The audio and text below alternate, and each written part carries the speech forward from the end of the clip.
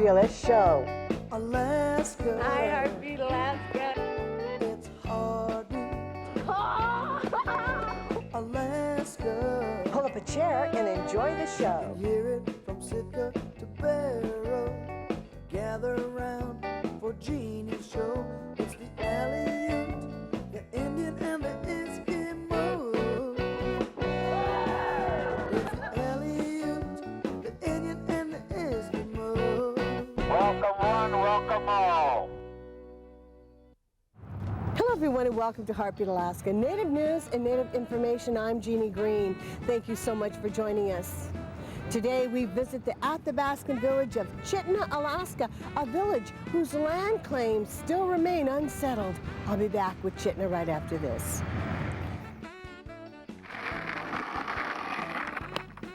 Hi, my name is Keaton Shephard, and I live in Chitina, Alaska, and I love Heartbeat Alaska. Heartbeat Alaska is brought to you in part by Brown's Electric Lighting Gallery. Thank you, Brown's Electric, for your generous support of Heartbeat Alaska. Heartbeat Alaska is made possible by Kupik Carlisle Transportation, your full-service transportation and logistics company. Heartbeat Alaska is also brought to you by Frontier Flying Service. Thank you, Frontier, for getting Heartbeat Alaska airborne. Land ownership, land trespassing, has always been a major issue for Native and non-Native alike. And today we travel north to the Athabascan village of Chitina.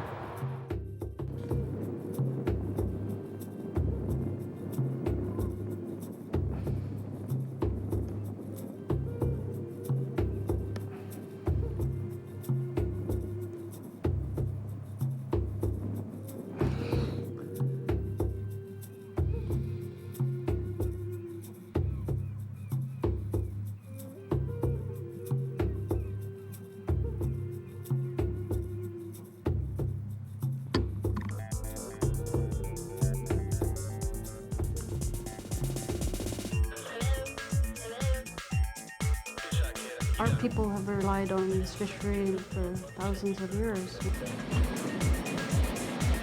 There have been people fishing here at Chitina for well over 100 years, not just Native peoples. We had our gates crashed. I had guns pulled on me. We've had a couple of kids almost killed. One was knocked off his bike and his bike was thrown in the ditch. As with any group, there's always a few that do things that make the rest look bad. Quite a few other Native elders had camps. Camps got shot up, their fish wheels cut loose, pretty much just ran off the property.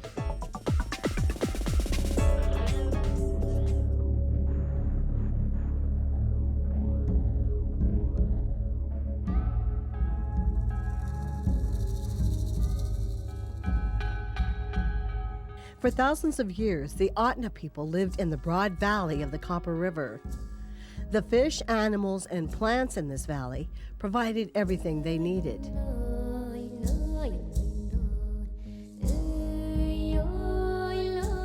The natives here made use of the copper they found in the Wrangell Mountains.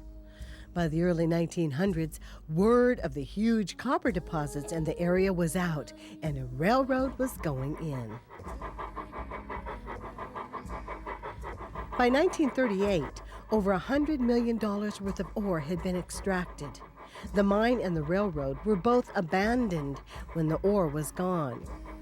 The village of Chitina went from a bustling town full of miners to a quiet backwater filled with ghosts.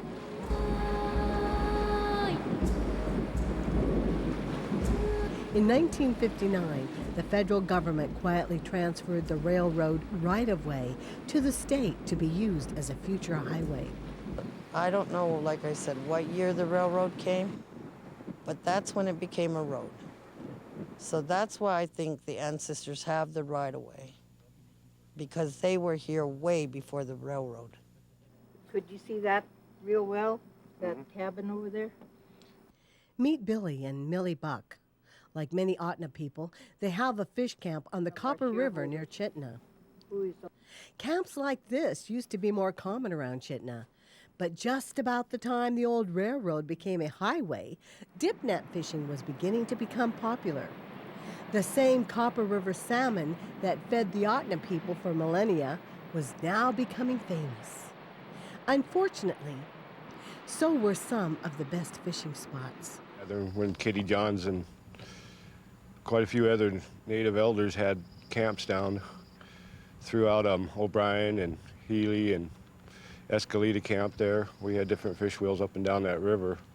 Different elder families had spots there, and back in the late 60s, their camps got shot up, their fish wheels cut loose, pretty much just ran off the property, and that's when the fisheries all came in and started. Though they were catching the same fish, these new fishermen were very different from the Ahtna people. Our people have relied on this fishery, and it's been a mainstay of our food for thousands of years. I don't think they rely on it as much as we do. I'm not saying that they don't use it and that it's not important to them. It is, but it doesn't have the same custom and tradition use as the Ahtna people. The trespassers make us very angry because they dirty our lands. There's tissue paper all over the place. There's guns being drawn. There's fish being taken and guts are left on the bank to rot and smell. When we cut our fish, we even use the backbone. It's our survival. It feeds our kids. It feeds our families. It provides for our animals, because we don't waste nothing. In 1971, the Alaska Native Land Claims Settlement Act gave the Ahtna people title to thousands of acres along the Copper River, including those great fishing spots. End of story, right? Wrong. The dipnetters were determined to find a way to the river, and they did. Remember that old railroad bed that was eventually going to be a highway? Well, it's a dirt road now, but since it was designated as a highway, it's technically 300 feet wide. This area is called the right-of-way. The idea is to leave room for possible expansion of the road for later. As the road, now called O'Brien Creek Road, snakes its way south from town along the river, that 300-foot right-of-way sometimes goes right to the river. And there's one more exception to the land claims of the Ahtna and Chitina Native Corporations. In Alaska, most waterways big enough for a boat are called navigable and are open to the public. The area open to the public includes everything below the mean high water mark. To put it simply, the beaches and gravel bars alongside the river are also open to the public.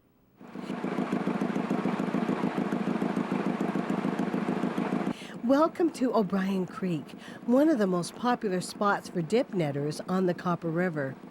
Here, the road opens onto this gravel bar, so dipnetters can drive directly from the right-of-way to the riverbed. Currently, we're standing right in the center of the road that brings you from Chitina down to O'Brien Creek and further on down to Haley Creek and Escalita Creek. This is the state of Alaska's right-of-way claim. They say they have 300 feet, 150 feet from each side of the center of this road. They have gone through with the surveyor and surveyed the center line of the road and have put it on a map. They've also taken and surveyed the edge of the Copper River, and that's meandering the river, to establish where the high water mark is on that river.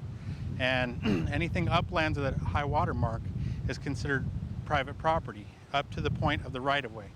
That's 150 feet from the center line where we're standing currently. An average person can just estimate distance. The average footstep for a human being of an average height, about 5 foot 10 inches tall or so, the average footstep is about 3 feet long. So just taking and estimating 150 feet being approximately 50 steps. What I'm going to do here is I'm going to take from this point, pace off 50 steps, and go a couple extra steps and show you where the line is outside of the right-of-way. 1. Joe Hart spent years working for the Chitina and Ahtna tribes. He sees a big problem these dipnetters seem to be unaware of. 49, 50. This is approximately 150 feet from that point where we started at. And if we were to take just an extra step or two just to make sure we're over that line, we are currently standing on private property. This is Chitina Native Corporation land, and the same thing can be done at Escalita Creek and at Haley Creek. All of these people in all of these vehicles behind us are trespassing at this point. They do not have the private property owner's permission to be here. So who cares if a few people park their cars here to go fishing? The people who call Chitina home care. We love to see the fishermen, we love to see the tourists, but you have to watch out for people who are driving down from down from Fairbanks to Chitina after working all day, and they're tired, and then they get here and usually party some and dip for their fish, and when they get their limit, or they get their fill of their beer, then they hop in their trucks and drive back up. And sometimes they're pulling campers. A lot of time they're pulling boats, and they're exhausted, and they're very dangerous, and they almost never recognize our signs. We've had a couple of kids almost killed. One was knocked off his bike, and his bike was thrown in the ditch. And if they'd recognize and respect the law and go 30 miles an hour or slower, then it would be better. Location with the fishermen is they all set up camps down there with campfires, and we have nothing but dry woods that for miles, and all the wind blows in our direction towards Chitina, which is a bad scenario. If there's ever a fire that gets out of hand on that side, it's going to blow right through here. And that's what we're afraid of. Every year there's more and more coming. They're bringing more and more four-wheelers, more and more boats, but they're leaving more and more trash behind. So why not just post no trespassing signs? Everybody says, we don't see no signs. And if you look around, you'll see the signs posted all over on the trees. And they use that for a campground. And that's trespassing on private property there. Yeah, they take off the signs, and that way they can say they never seen them before. Dan Stevens lives here in Chitina. You might say he and his little Subaru are on the front lines of the fight to protect native lands.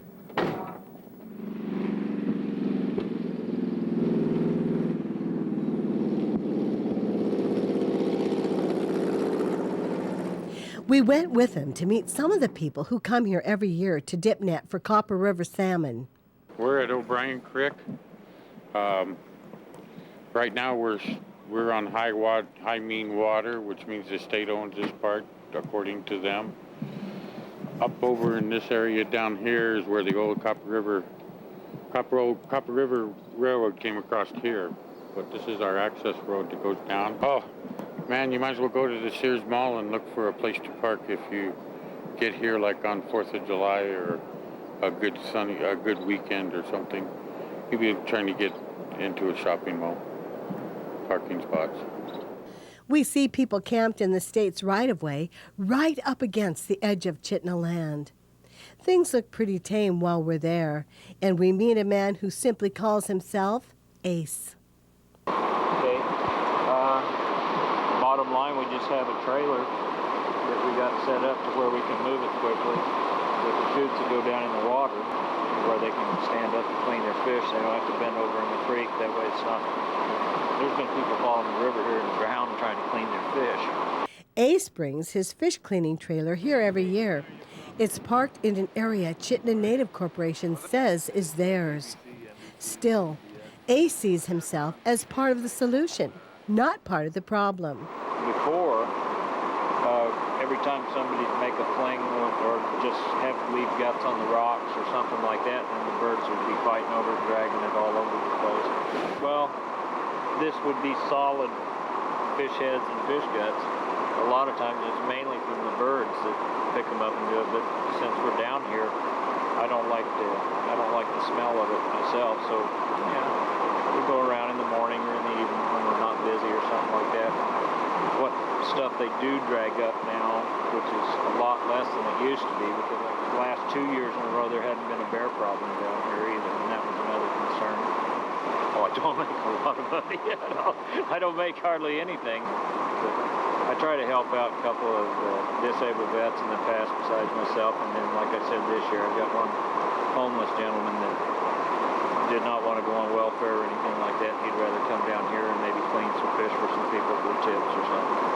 No, you're not going to get rich quick down here doing the fish cleaning, that's for sure. This is Mark Ham. He does make money down here. He runs a charter boat service, essentially sort of a water taxi that brings dip netters to some of the best fishing spots around. Well, for the past 20 years, this will be the 21st year, I've had a charter business down here, operated on the Copper River. I basically take state residents who qualify to go dip netting in the personal use fishery here out and drop them off along the bank, and they catch their fish and flag them down when they're ready and come back. Well, I believe that there is no strip of land there that is actually above the high water mark where people have access on DNR land. From the right-of-way, the old Copper River Northwestern Railway, down here to the Copper River at O'Brien Creek. And the state of Alaska, through our legislature, also believes that there is no trespass that happens within that section. That's why they did away with the $25 fees. As with any group, there's always a few that do things that make the rest look bad, whether it's shooting signs on the highway, leaving garbage, doing inappropriate activities. I do know in the 20 years that I've been here in Chitina that a lot of things happen from the local peoples. The dip netters, for the most part, the majority of them, really respect this resource, and they use these fish to feed their families, and they pack their garbage out. They're very respectful of the property around, and you know, they're willing to do what they need to do. And like I said, there's always a few that don't do that, but you're going to find that anywhere. Like most of the dip netters we met, Mark wants this resource and the lands around here to be respected.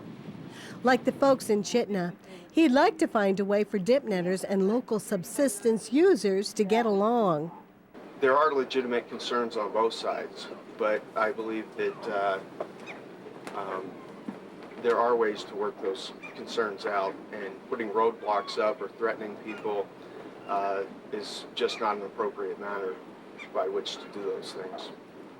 But roadblocks are just what the people of Chitina are about to resort to.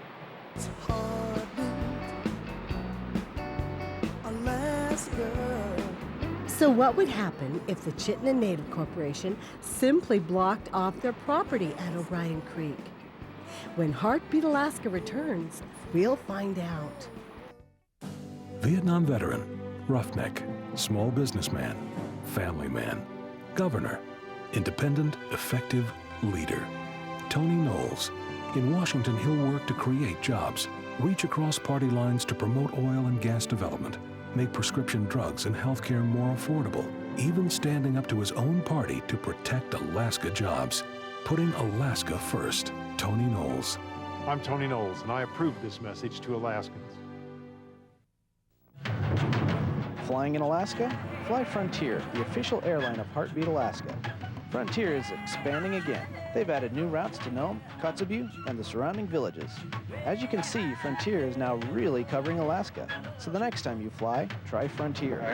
Frontier offers quick, convenient check-in, low fares, and service direct to many of the villages. Frontier Flying Service is the official airline of Heartbeat Alaska. Make it your official airline too. For generations, the Chupik Eskimos of Nunivak Island have maintained the finest herd of reindeer anywhere in the world. The flavor and nutrition of these magnificent free-range deer is unmatched and is now available in commercial USDA-inspected lots. This is the only official outlet for authentic Nunivak reindeer meat. For more information or to place an order, contact Nunavut Reindeer and Seafood Products, Box 42, Macoriac, Alaska 99630, or call 907-827-8015. Supplies are limited. For years, a portion of O'Brien Creek Road crossed Chitina land, and after many years of watching trespassers go by, the villagers decided to do something about it. Back in 1985 and 86, the Chitina Native Corporation did block O'Brien Creek Road. They put up a gate and charged the public $15 a person or $25 per family to cross their land. David Finnesand recalls working at the gate. A lot of people didn't agree with that. We had our gates crashed. I had guns pulled on me. It was an intimidating situation where neither one of us won. I mean, there wasn't managed right. That's why the fee came into place later on down the road. DOT came in, punched the road in a few years later and abolished that fee, and then we worked on a settlement. That's right. The state received so many complaints about the gate and the fee, they actually realigned O'Brien Creek Road so it no longer crossed any native lands. At that point, the village of Chitina worked out a deal with the state. The fee for the fishermen was for the trash collection, for the outhouses, and for the cleanup that we do down there. From 1991 to 2003, fishermen had to pay $10 to $25 for a permit to fish near Chitina. The state gave most of the money to Ahtna Incorporated and the Chitina Native Corporation as compensation for the trespass. Some of the money also went to the Alaska Department of Fish and Game. Chitina Native Corporation used the money to place dumpsters and outhouses on O'Brien Creek Road. They also were able to hire someone from the village to clean up. For many years, it was Dan Stevens. And in the early 90s, I was doing the campgrounds, and this is where they'd have the dumpsters. And the dumpsters would be piled with garbage because we couldn't get service down here quick enough to empty all the garbage. No, it wasn't really a great situation, but it was better because we were able to pay someone to go up and down the street here and pick up the garbage that the people had just left on the sides of the roads. In 2003, the state paid $100,000 to resurvey the O'Brien Creek Road's right-of-way, hoping to settle the dispute. And in 2004, they stopped collecting the fee from fishermen, and instead, the state took over the trash pickup and outhouses. It took them until late June to get them in place. So now Chitina is receiving no compensation for trespass. Yet, as we saw, there are people trespassing. So what choices does Chitina have? Well, if there's a trespass issue and we call the troopers, there's not a lot they can do for it. They want to know how serious the incident is, whether it's a life-threatening incident or not. You know, like I said, I've had guns pulled on me. We've reported that. I'd never seen a trooper that day, so I couldn't tell you. Apparently he didn't shoot me, so it wasn't a serious matter. Well, we've gone through all of the processes that we've seen in front of us, testified to the legislature, both House and Senate. We've talked to the Dipnet Association. We've gone to the Board of Fish. We've asked them for assistance on all of this. We've talked to the Fish and Game. We've talked to the Commissioner of DOT. We've talked to the Commissioner of Fish and Game.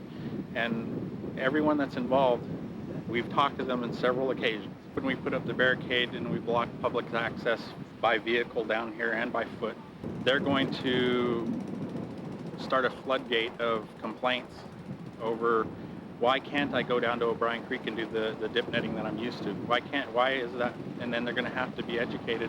Another shot of O'Brien Creek. Private property, no trespassing, posted by CNC. Just in time for the July 4th weekend, Chitina did put up barricades around their land, blocking off most of the O'Brien Creek area. These chunks of concrete did greatly reduce trespassing. As for Mark, he lost around half of his summer business. I would just like to say that it's unfortunate that Alaskans have to argue and squabble over a resource that belongs to all Alaskans. And most Alaskans are good people. They like to work with other people. We have put out our hand before in the past, and we do now, to try and sit down and talk to bridge this gap without a lot of threats or innuendos or anything like that, to see if there is some way we can rectify the situation. Unfortunately, I believe there's an unwillingness to do that on the part of the corporations. Still, the Dipnetters want to find a solution that is good for everyone. And I don't think there'd be anybody around down here anywhere that would complain about paying the fee to set up a camp. And that, I think the only thing that I've heard from some people and personal opinions is they would rather it not be a handout, but they would rather it be a work together type thing.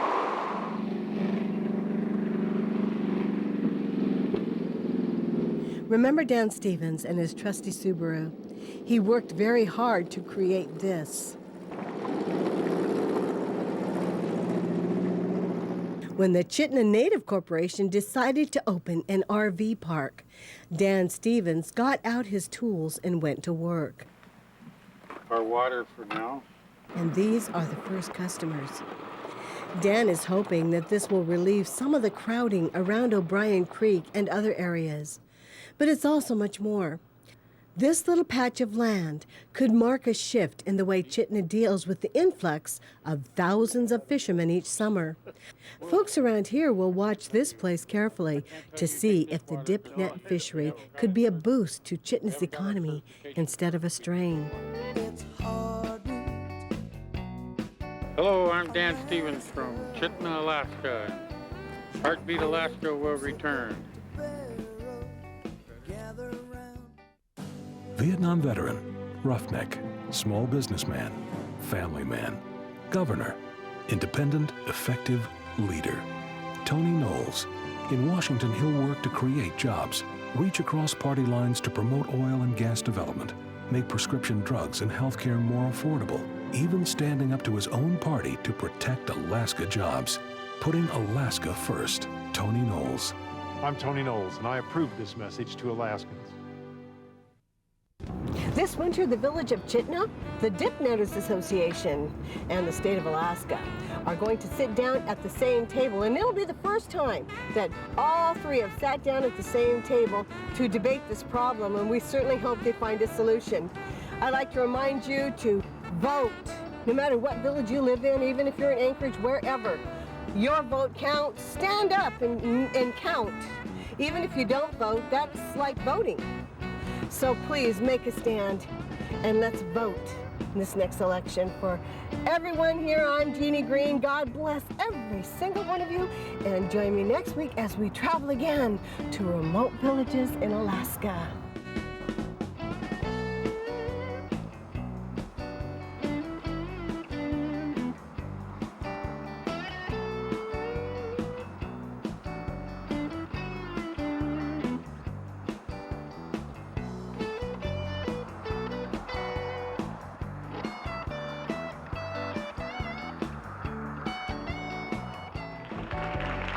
See ya.